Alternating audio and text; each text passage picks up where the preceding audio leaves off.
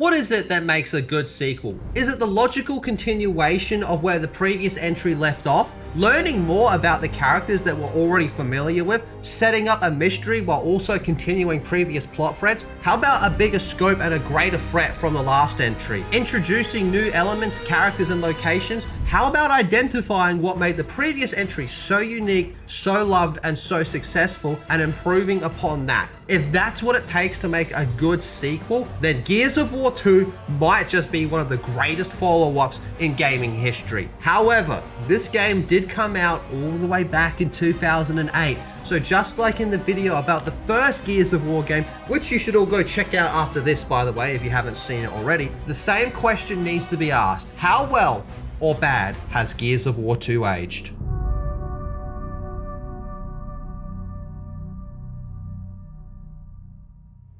Gears of War 2 originally came out on November 7th of 2008 and was a highly anticipated and received positive reviews from critics and players alike. The game's enhanced graphics, deeper plot, and well thought out gameplay mechanics also contributed to its rapid commercial success. It dispelled any notion that the series was a one-hit wonder and helped establish the Gears of War series as a mainstay of Xbox franchises that could rival even the likes of Halo. The goal of the development team was to build on the popularity of the original game by introducing new features and responding to feedback from players to improve the overall gameplay experience. The well-liked cover-based shooting mechanics from Gears of War 1 were carried over into the sequel, along with improvements that made the interface more responsive and intuitive. New features were added to the game, such as the ability to have chainsaw fights if two people were revving their chainsaws at the same time and they came into contact with each other, and the ability to use meat shields, which is the act of using a downed enemy as a shield until they take too much damage and become useless for self-protection, or you no longer have any use for them, so you just give them a little neck snap. An improved blind fire added depth to combat, allowing more strategic gameplay, as well as other executions and weapons gave the players more efficient and brutal ways to take down their enemies. Of course, Gears 2 does have graphical improvements over the first game, but what's way more of a leap is the sound design. Steve Jabolinski, I probably butchered his name and I apologize, comprised the soundtrack that is more forceful and dynamic. From the visceral impact of shooting to the background noise of the game's various environments, the sound effect was more detailed, and you know what? The soundtrack in this game is probably the peak of the series. Or they explain the concept of destroyed beauty and how, you know, there are all the landscapes are very beautiful, but they've clearly been ravaged by war and by beasts, locusts, and all these things. And they wanted me to translate that into music. The overall immersion and emotional impact of the game were enhanced with this enhanced audio design. You have the choir, you have this mass of 100 different people performing, and it just gives the music a weight and an importance that I think this game deserves. And Gears of War 2 also introduced Horde mode, a cooperative multiplayer mode where players fought against progressively tougher waves of locust enemies and was one of its biggest expansions. This mode, which emphasized teamwork and offers limitless replayability, it swiftly became a fan favorite. Due to the success of Horde mode, similar modes were included in other franchises, such when Halo added its version of the mode called Firefight. Now, I have very vivid memories of doing LAN parties with 3 of my friends from school playing Horde mode. The amount of fun that was had during those was something I don't think I'll ever forget. Now, with all that said, just like in the first game, what the main focus of this video is going to be on the story and campaign of Gears 2. The game introduced players to new settings on Sarah, presenting a variety of locations like the Hollow, which is the Locust Underground Sanctuary. The broader settings expanded the Gears universe mythology and offered more gameplay variation. Although the horror components were mostly removed from this game and the mood was not as gloomy or as grim in the previous game, it more than made up for it by being a more dramatic and expressing the growing desperation and the stakes of the conflict. So with all that, let's begin.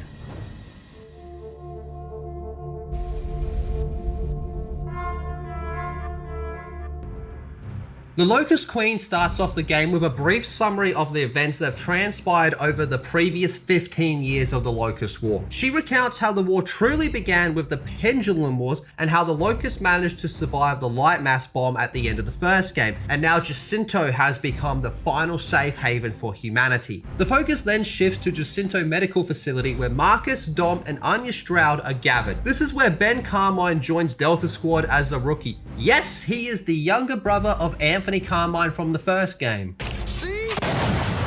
Sniper! Following an optional quick training session that serves as the game's basic tutorial, and for some reason in this section, Dom is an asshole to Ben. Just good to know he died a hero's death. Yeah, right.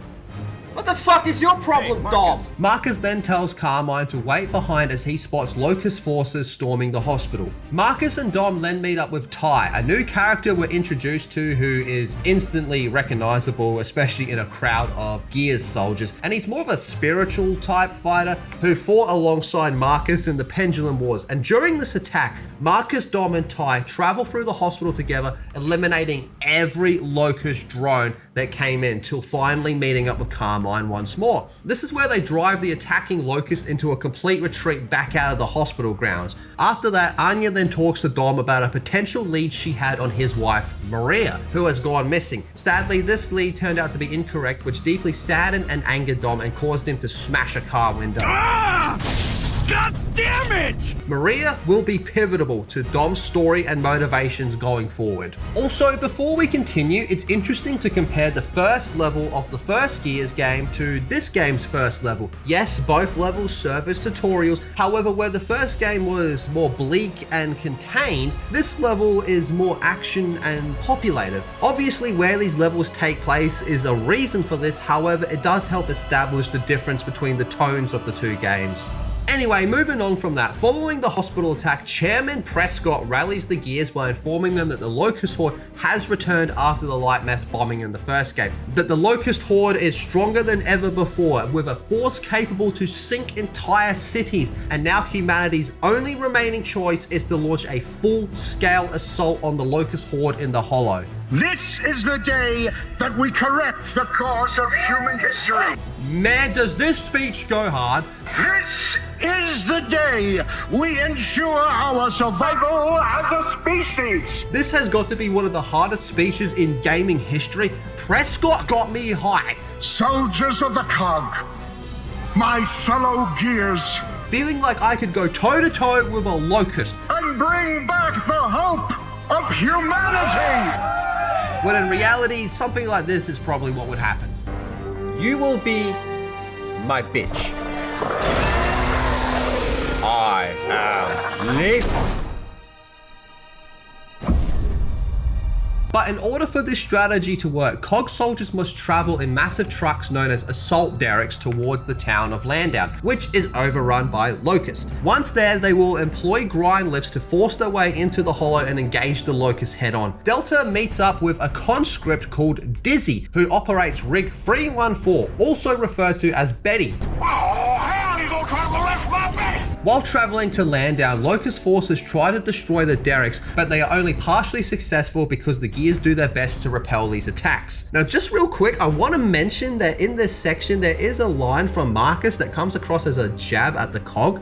Crazy that somewhere this close to Jacinto has been under Locust control for so long. You'd think we'd have launched this assault years ago. I'm sure the COG had their reasons. Just probably weren't good ones. A lot of good soldiers from the Pendulum Wars buried here. Sure could use those men now. And I know in this current age, it seems everyone and everything has to be morally grey, and yet this line from Marcus does a better job at referencing that the COG isn't entirely good, and all we have to do is just look at how the COG used the Hammer of Dawn during the Pendulum Wars to get a rough idea that the COG are very far from angels. And if it wasn't for the Locust being hell-bent on humanity's extinction, we could perhaps make the argument that maybe the coalition of order governments is kind of bad. However, back with Delta Squad, once in Landown, the derricks make their way to the cemetery while Gears on the surface provide protection in Landown and deploy Gears underground. However, Locust forces launch yet another attack, this time under the direct command of Scourge, the Cantus leader. And just like Ram in the first game, Scourge has an incredible intro. The first thing he does is chainsaw a tank in half.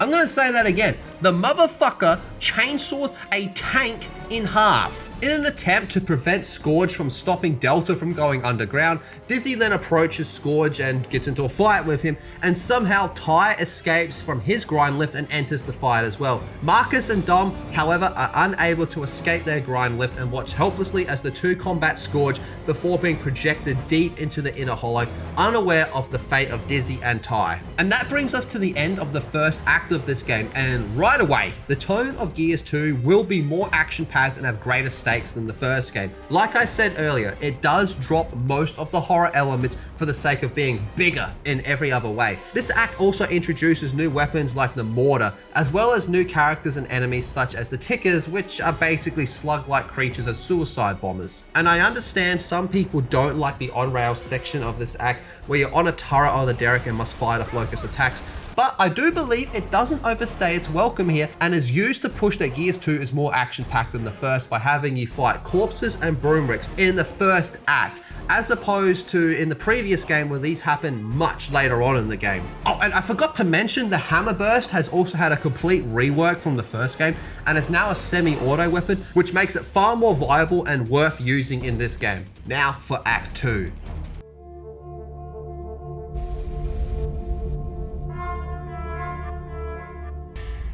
After getting underground, Marcus, Dom, and Carmine reassemble and then proceed deeper into the hollow, assisting other gears like Alpha Squad that are being attacked by Locust forces. They keep fighting Locust as they get further into the hollow. It's around here we encounter a rockworm, a creature that is invulnerable to bullets, so it makes for perfect cover, just make sure you don't get in front of its face. Eventually, Delta encounters the Riftworm, which is the cause of entire towns sinking. Now, I really like the idea of the Riftworm and the idea that Locusts are using organic creatures for pretty much everything, including sinking entire cities, as opposed to machinery and technology. It's a giant worm!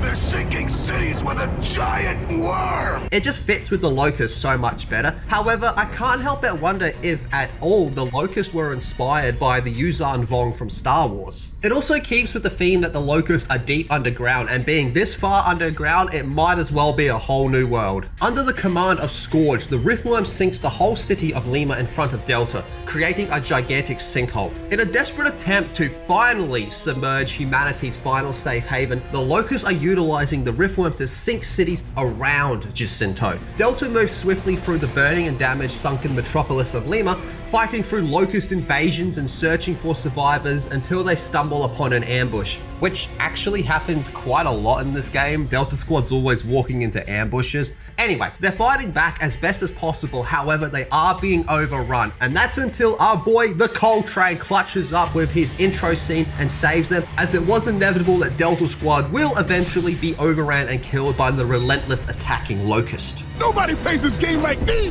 Nobody! Cole! In the flesh, baby! Cole notifies Delta about the disappearance of his jumpmate, a man named Tanner, and Baird is also missing. When Delta Squad goes looking for him, they discover Tanner's hardly recognizable remains, and they also discover Baird not too far from Tanner, imprisoned in a metal device only moments later. According to Baird, it appears the Locusts are kidnapping and torturing people. The Locusts transport their captives to beast barges, where Delta later discovers them being tortured. It's on one of these beast barges where Delta finds Ty and frees him. However, he is emotionally and severely tormented. Ty is given a shotgun by Marcus to use in combat, but he ends up using it on himself since the pain the Locust inflicted on him is just too much to handle. No!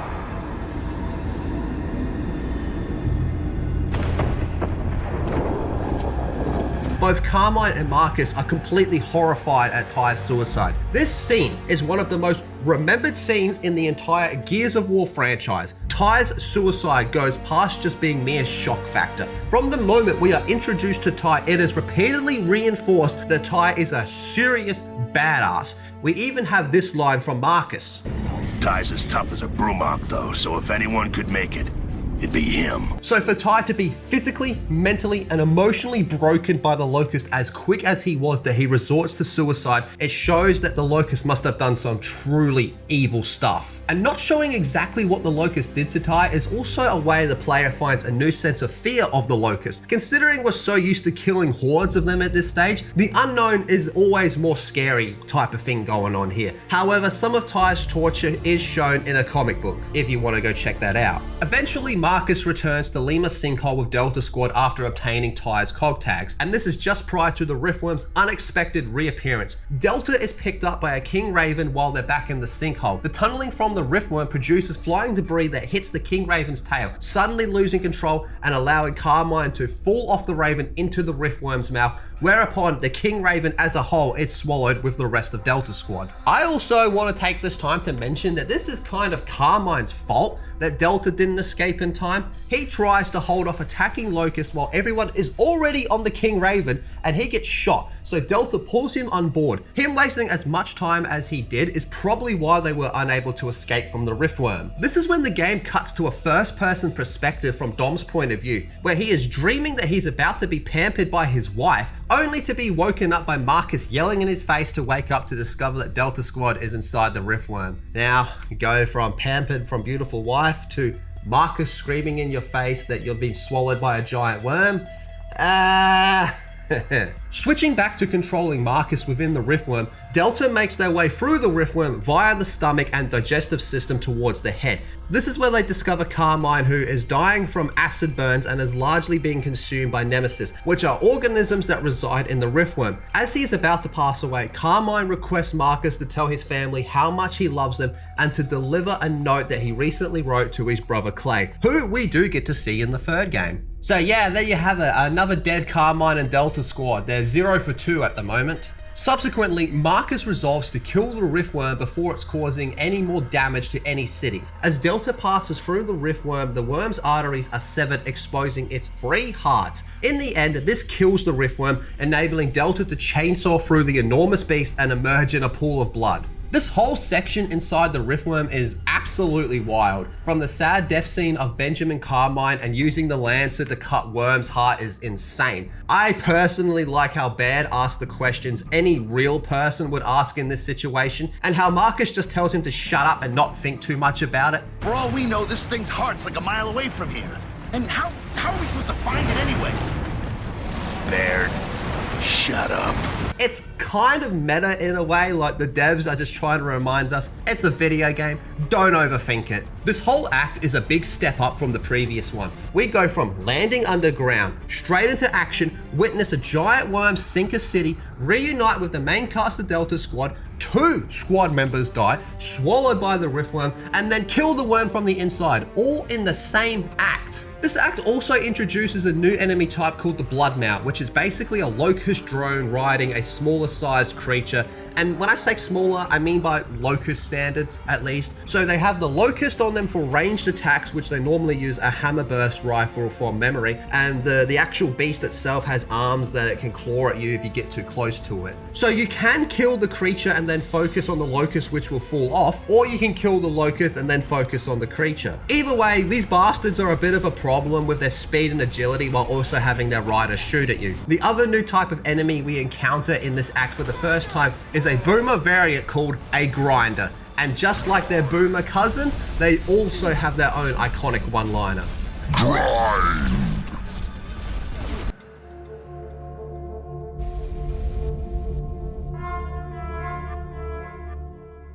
The next assignment given to Delta Squad is to travel to the New Hope Research Facility, which is said to have knowledge of the whereabouts of the Locust Queen and Nexus, which is the Locust Stronghold. This does feel like a bit of a retread from the first game in a way. We just barely escape from being underground and are given new orders directly from Colonel Hoffman, just like in the first game. Upon arriving at New Hope, Marcus and Dom are unable to enter the facility due to being locked out behind an armored door and an AI asking for valid identification for entry. So Baird rigs up explosives to blow down the door, and this is probably the worst section in the game for me, as Marcus and Dom must carry the explosive, one on each side. So you have your pistol, your sidearm, and your other arm's carrying the bomb, and you don't have full mobility. I just don't like it when you get slowed down this much. I personally just found the whole stage just a little bit frustrating. Granted, it's not that long, but it still annoyed me a bit. Marcus and Dom then blow their way through the door to enter the Jameson Depot, and the AI named Niles greets them as they enter the New Hope research facility. When they realize they are not just in a warehouse anymore, the area seems entirely different, and Niles boasts about the facilities. The voice cuts in, assuring Marcus and Dom that they are not simply listening to a recording, as they are wondering whether they are. Marcus then informs Command that they're not alone in this outpost as they start their hunt. Hoffman asks them what they are seeing, but Marcus responds it's more what they're hearing that it is, and the security is being controlled by someone, which greatly irritates him. They activate security turrets to drive the wretches out of the first chamber after realizing the complex is infested with them as they proceed. Why this area has just turrets in these places, I don't know, but we're gonna move forward. So when Niles adds cryptic remarks, Dom and Marcus start to suspect that Miles might be a little bit crazy.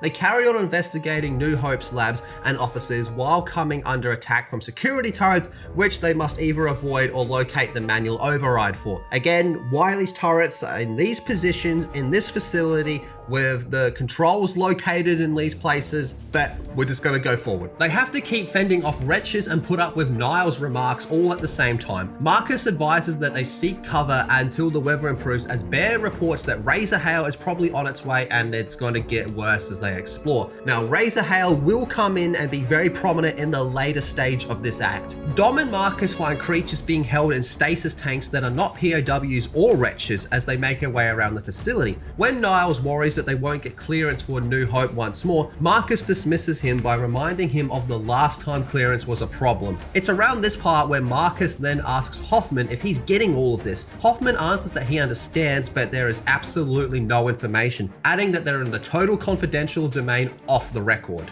Marcus instructs Jack that they should connect to a terminal here. When Niles reappears, he tells them once more that this is an extremely secure system that's impenetrable, but Jack stops him and manages to breach the network. I should warn you, these are state-of-the-art security systems that simply cannot be breached by... Not so impenetrable now, is it, Niles? At this point, Marcus and Dom fail to notice that the stasis tanks in the stasis chambers are hissing and there's blinking red lights. Never a good sign. A voice will then start explaining about what's called the New Hope Initiative as Marcus, Dom, and Jack move towards the screen inside the control room. Marcus identifies the voice of that of Niles Sampson, who is going to be going on an on-foot expedition to Mount Kadar with the subjects. Dom and Marcus are completely perplexed by the subjects, but the pre-recorded Niles continues, explaining that he'll be leaving the Seers in stasis under the watchful eye of a security system that is halfway sentient. When the recording ends, he's almost embarrassed that it's based on his own personality. Marcus questions what happened after they're alerted to a noise, and in the present, Niles, whom has since been revealed as the computer program, advises them to leave the building immediately. And this is where we get attacked by Seers, and on higher difficulties, these are absolute fucking bastards to deal with and have to be continuously hit while they are knocked down to fully kill them, which is why the Lancer's chainsaw bayonet is extremely effective on them, and that's assuming you have time to pull off the whole animation. Marcus and Dom begin to make their way back to Baird and Cole, and along the way, of course, there is more Locust attacks. However, this is when the Razor Hail really kicks in, forcing you to stay under any type of overhead cover or it's almost instant death. Why didn't he fucking... And that goes for Locust as well. After fighting through the attacking Locust and avoiding the Razor Hail, we meet back up with the rest of Delta and we hold off against an attack from a Reaver, and on our way to the mountain we go. Now, I just want to put a quick note here about these 3 or so levels that take place at the New Hope research facility. When I was doing my live replay of the Gears 2 campaign, some people in the chat were saying that these levels are way more like the first game, and I completely agree with that. It's the tone and slight elements of horror that make these levels feel way more like they're in the first game, and I even think the atmosphere adds well to that feeling. But anyway, continuing with Delta Squad. After fighting their way up the mountain in the Centaur tank, crossing ice lakes and destroying Locust outposts and taking out 2 Broomwicks and 3 corpses, Delta encounters a group of stranded commanded by Chap, who you may remember from the first Gears of War game. Now, after the Locust armies have overrun the outposts of the Stranded camps, the Stranded started to move underground as there was very little safe spots above the surface. Marcus instructs Baird and Cole to bring the Stranded back to the surface so Ravens can pick them up. But before Chap leaves, Dom asks him if he has ever seen Maria and shows him a photo of her. Chap advises them to search for a waterfall close to the Locust main roadway since he thinks Maria was part of the party that got taken prisoner by Locust. But Stu and them got captured. Now, I am personally not much a fan of the tank section of this game. Its controls are far from the best, to say the least about it, and the way the Locusts always seem to know which part of the ice to target in order to sink you. It's a vehicle section, and the most effective way to progress around a lot of these sections is to drive slowly and take cover behind stuff. Kind of defeats the point of a vehicle section. However, I will say it does improve once you get to the mountain section of this game. Oh, and I want to quickly talk about the corpses in this part of the game as well. So at one stage, you lose power and are stuck in the darkness, and you can see the glowing eyes of the corpses around you. It looks really cool. And when the tank's power is restored, you have to fight off the corpses. And now I understand it's mostly to be cinematic and look cool, but I think it's kind of silly the way the corpses just let you deal with them one at a time. It's just a bit of plot armor that annoys me. Back with Marcus and Dom, we finally get our first encounter with Pharaon guards in this campaign. I love all the sections with Pharaon guards. I am a big fan of Pharaon guards. They're such great enemies, and this also means that we now have access to the torque bow. Man, I really do like these sections. I wish they were a bit longer. However, it leads us to Locust gunboats. This is another on-rail section where you must fight off attacking Locust gunboats. As the Locust attack continues, you will eventually reach a stage where you'll fall off a waterfall. How Marcus and Dom survive this fall with no injuries is beyond me, but okay, cool. Oh, and now this is when we get attacked by a Leviathan as well. The Lancer's chainsaw bayonet can be used to cut off the tentacles of the Leviathan before it reveals itself, or they can simply be shot at. The tentacles will unbalance the gunboat if you wait too long, making Marcus and Dom easy pickings for the Leviathan. After dealing with the tentacles, the Leviathan will attack the boat from the front, giving you an opportunity to run inside its mouth and damage it with grenades. Rinse and repeat until it's dead, and that's the end of Act 3. Hey, really quick, before we move on with the rest of the video, I want to thank you all for being here. If you haven't already, hit the thumbs up button. It really does mean a lot for myself and Skirmitor. I know there's a bit of a gap between these videos, but they do take a while to make, so you guys being here really does mean a lot to us. If, however, you are looking for more videos more consistently in between these ones, over on our other channel, we have the GOD podcast, the Gronk on Dogs podcast. It is a gaming podcast where Monday through Friday, we do streams talking about all the news that's happening in gaming, from AAA all the way to indie, everything in between. We have videos that go up very consistently there and lots of streams. Anyway, moving on to Act 4.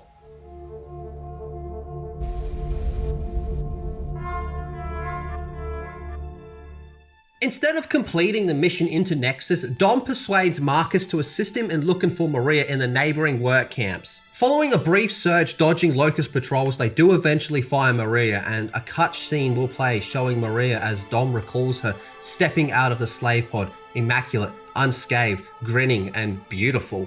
Dom then realizes that Maria has actually been severely tortured and is no longer able to recognize Dom or speak when Marcus calls Dom back to reality. After sobbing and apologizing for allowing her to be captured by the Locust, Dom kills her with a pistol, putting his own wife out of her misery. The sound of a single gunshot fired reaches Marcus' ears as he is leaving. An empathetic Marcus then presents Dom with two options just a few moments later.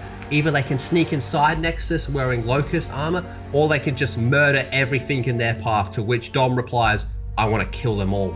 This whole scene is perfection. In a series like Gears of War, which embodies masculinity, we are given one of the most depressing scenes in gaming history. The music and the voice acting are at its absolute highest in this scene, and I can confirm that in 2024, this scene still hits just as hard as it did in 2008. And for some extra salt on the wound, the physical release of Gears of War 2 also came with a copy of the photo of Dom and Maria together. The same photo that is shown constantly in the game. Another reason why this scene works so well, like I've just mentioned, Gears of War is a very masculine game. It's not constantly crying and complaining and just sooking all the fucking time. Instead, it's the exact opposite of that. So when we do have these more down and depressing moments and characters get upset and have these breakdowns, it hits so much harder, and this is a perfect example of that. As Marcus and Dom battle their way through Nexus, they turn on Jack's beacon, giving COG soldiers a precise location which to launch their grind lift attack on the Locust capital city. When Delta is reunited with Cole and Baird, they discover that the Locusts are fighting a second war underground against the Lambert, who have undergone mutations due to emulsion. Now this whole reveal of a second Locust war is insane, as in the same section we can overhear the Queen giving speeches, like war speeches, which we just assume is about humanity and the surface, only to find out that these speeches are referring to the Lambert. And if you recall, we have actually taken on the Lambert earlier, like way earlier. Do you remember the exploding wretches in Gears 1? Those are Lambert, and that's one of the traits of Lambert. They tend to explode and mutate. So the Lambert are making a bid to seize control of Nexus and dethrone the Locust Queen, who intends to evacuate the stranded Locust troops and eliminate the remaining Lambert in the Hollow. To achieve this, they have to submerge Jacinto, allowing the surrounding seawater to flood the Hollow. Delta uncovers these intentions when Jack infiltrates a Locust terminal, uncovering multiple recordings from Adam Phoenix, yes, that being Marcus Phoenix's father, that detail how sinking Jacinto would flood the Hollow with seawater, ultimately eradicating the Locust for good. Delta Squad presses onward through the treacherous Nexus and their imposing palace of the Queen, facing off against some of the most devious and formidable forces the Locust can muster. Their journey ends in a tense showdown in the throne room, where they come face to face with the Locust Queen, and she looks very human. Wonder if that's something that'll be explained a little bit later. And actually, she kinda a baddie. Excuse me, the fuck did you just say? She reveals her strategy to prevent the humans from overwhelming the Hollow by launching an assault on Jacinto, effectively diverting attention from the COG army. In a surprising twist, the Locust Queen mentions Adam Phoenix in a positive light. Yet she quickly dismisses any further discussion about him, commanding Scourge to launch an attack on Delta Squad. It no longer matters. Scourge, destroy them. This is when Marcus and Dom stay behind to fight Scourge, while Cole and Baird chase after the Locust Queen. Alright, and now it's time for another boss battle. Okay, so Scourge is not like General Ram from the first game, whereas Ram was more of a tank and used a modified Troika heavy machine gun, Scourge is more of an agile, up and close type of Locust. So you know what that means? Chainsaw duels. And oh man, it's fucking awesome. The sheer intensity that happens when Marcus and Scourge lock blades, the way Marcus taunts Scourge by mentioning how he killed the Riftworm is just badass. You mad we killed your pet worm? Huh? So as the fight goes on, Scourge will drop parts of the ceiling down on you and you must dodge them. He will also drop ink grenades and summon tickers, and he will also be cutting down pillars that you also must dodge. After overwhelming Scourge, he will retreat onto his Hydra and begin heading to join the Locust attack on Jacinto. So Marcus and Dom begin to pursue, and they meet up with Baird and Cole, who inform Marcus that the Queen has just escaped on a Reaver. Cole and Baird really dropped the ball here. They did such a shit job of trying to chase down the Queen, and considering they're just outside, they didn't bother to come back inside and help with the Scourge fight. I don't know, it seems like they dropped the ball a little bit there to me. Anyway, with all that, that brings us to the final act.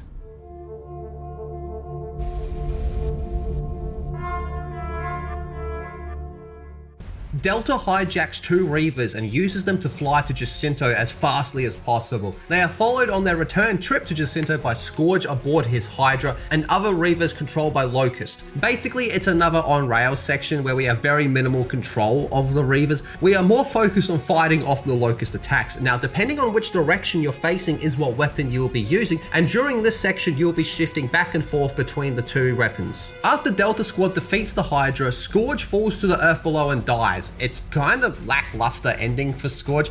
I think another boots on the ground fight would have been a better way to kill him off and would have had an extra layer to the upcoming battle of Jacinto, but nah, he dead. That's it.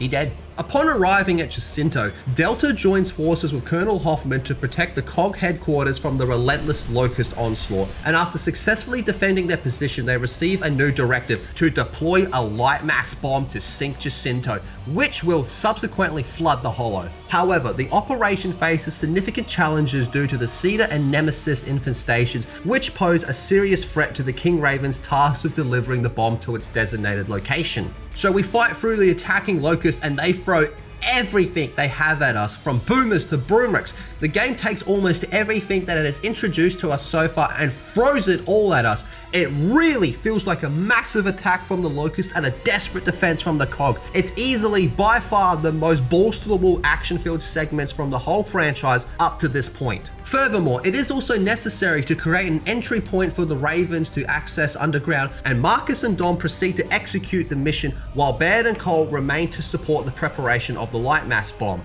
In the depths of the Jacinto sinkhole, Marcus and Dom successfully help hijack a Brumac to accelerate their mission. With the Brumac, the duo blasts through hundreds of Locust forces, including Reavers, Cedars, Nemesis, and a Corpser, and even a Beast Barge. And if you ever wanted to know who would win in a fight between a Corpser and a Brumac, well, it's not even close. The Corpser gets its shit absolutely rocked.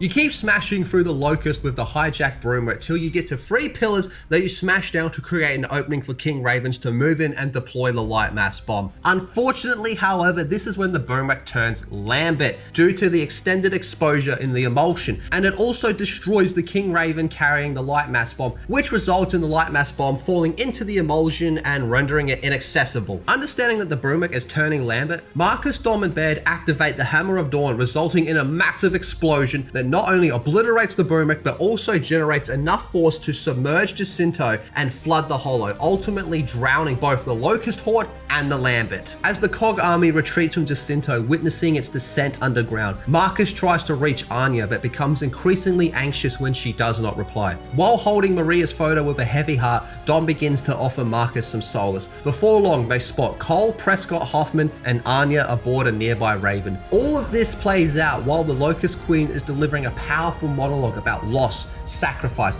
cruelty, and a tad of hope, which ironically are the core themes of Gears of War 2. One can only hope that one leaves behind a lasting legacy.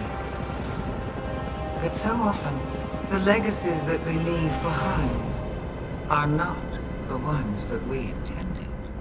The speech contrasting with the visuals on screen is the fulfilling end that leaves us questioning what will happen next in this saga, while also closing a full story in itself. And then to really top it off, we get some chilling words from Adam Phoenix as the credits come to an end that imply maybe the events of this game have caused humanity to go down an even more destructive path. This is Adam Phoenix. Can you hear me? What have you done? What an incredible ending to an incredible game. Yes, there are some silly parts and parts that are even ridiculous even within the Gears of War universe. And yes, it does drop most of the horror elements that the first game did exceptionally well. However, Gears of War 2 is a gold standard of how to do a sequel correctly. There is a very good reason as to why Gears of War 2 is considered to both be the best Gears game in the series by many, and also the best Xbox 360 game by many as well. And now, having replayed this game for the first time in oh so many years for the sake of creating this video, I am very confident in saying this. This game has stood the test of time and will continue to do so for a very long time to come. Again, I want to thank you all for watching. These videos do take time, so I appreciate your patience and I really want to thank you for all your support. And I want to give a massive thank you to our boy, Skirmitar, who does all the editing for these videos. We both really appreciate all of you. And yes, we will be back soon for the conclusion to this trilogy. So make sure you are subbed with notifications on so you don't miss that. And until then, This is Flaming Dragon! Delta Squad is in your house, bitch! You hear that shit? Your bum ass bitches are going down! Like way down! Get down! So down you ain't gonna even know which way is up! Your ass is gonna be crying to your skink ass queen! Oh, mommy, don't let the bad man hurt us! Fuck you! We gonna whoop your mama's ass! Whoa!